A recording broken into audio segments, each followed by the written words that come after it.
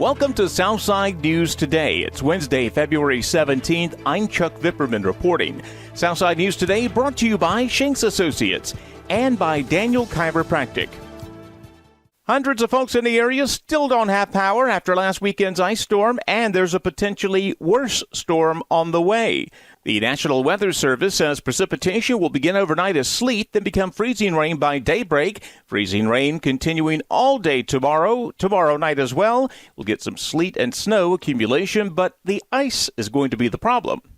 The highest accumulations are expected along and east of the Blue Ridge, especially across the south side of Virginia and the Piedmont of northern North Carolina. All this comes while Danville Power and Light crews continue to restore outages after Saturday's storm. About 250 homes still offline. 100 had their power restored today. Now, the outages are scattered, damage extensive, broken poles, series of downed lines. Mutual aid crews from 3 North Carolina cities are still helping. Now, while the restoration continues, Public Works crews getting ready for the new storm. Danville Emergency Services Coordinator Tim Duffer tells River City TV, you still have a few hours to get ready. Use the 72-hour rule. Make sure that you've got enough food, medications in your home for at least 3 days. And don't forget about your pets, too, because they also need food and water. Make sure, you've got water for them, food for them as well. Public Works crews have pre-treated major roads, bridges, and overpasses with brine. Public Works Director Rick Drazinovich tells River City TV they're going to be busy for the next 36 hours. Starting about 1 o'clock this morning and going through Friday night. So it's going to be a long event, and it's going to be very, very challenging. If anyone needs a warming center or a shelter, you can call Danville's non-emergency number, 799-5111, option 8, and arrangements will be made. Danville Courthouse will be closed tomorrow, as will Danville City Schools. Meantime, in Pittsylvania County, the Board of Supervisors declared a local state of emergency last night in advance of the storm.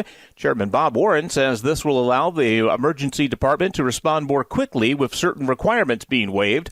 All county offices and schools are closed tomorrow. Utilities reporting 1,600 Pennsylvania County residents are still without power.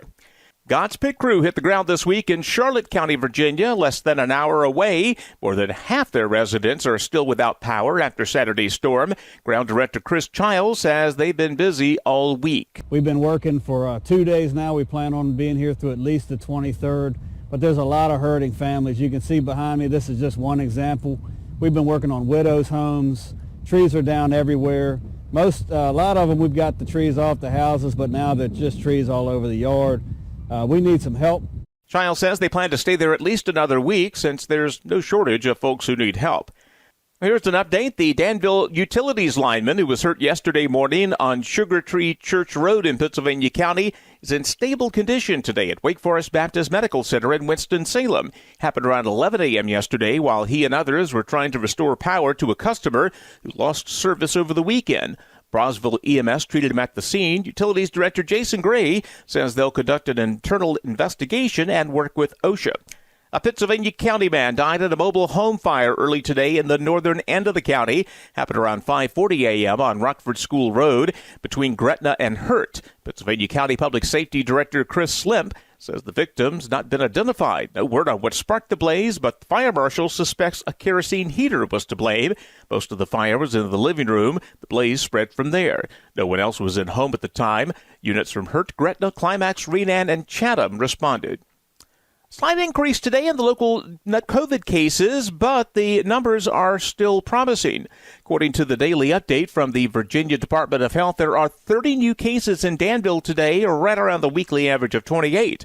Pennsylvania County, 19 new reported cases. The 7-day average is 21. Now, there's even better news on the number of people being treated at local hospitals for coronavirus. Dr. Edna Ekuban-Gordon works in the emergency department at Sova Health in Danville and Martinsville. At this time, our hospital is currently treating 41 patients, 17 on our Martinsville campus, 24 on our Danville campus. But this is clearly a decrease from our last update. It is important for our community to stay diligent in all efforts to fight this pandemic. 2 weeks ago, the local hospitals had 75 COVID cases. Sova says they have plenty of ICU beds and other capacity right now.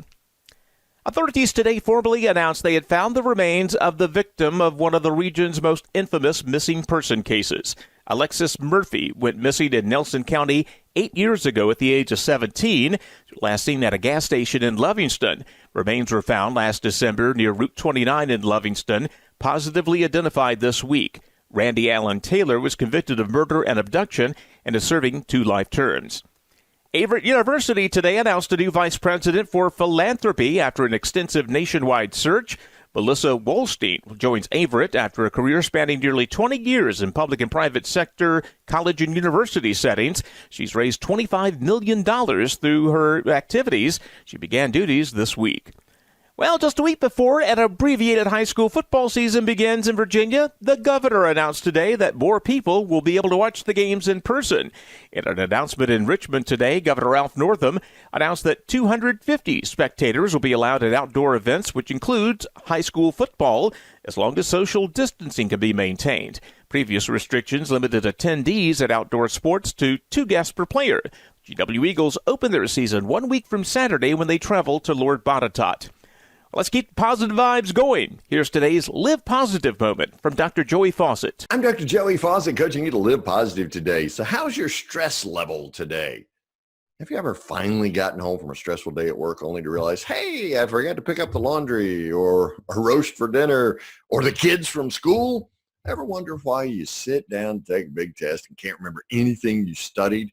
And why you get on stage and can't find your lines anywhere in your head? Well, now there's a scientific explanation. Stress makes you forgetful.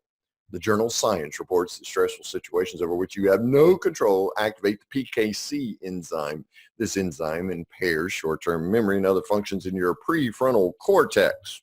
See, I have a rather large prefrontal cortex, right?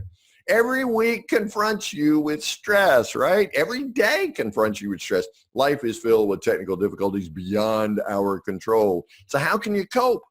Take a few deep breaths to relax. Remind yourself of what you can control in the situation.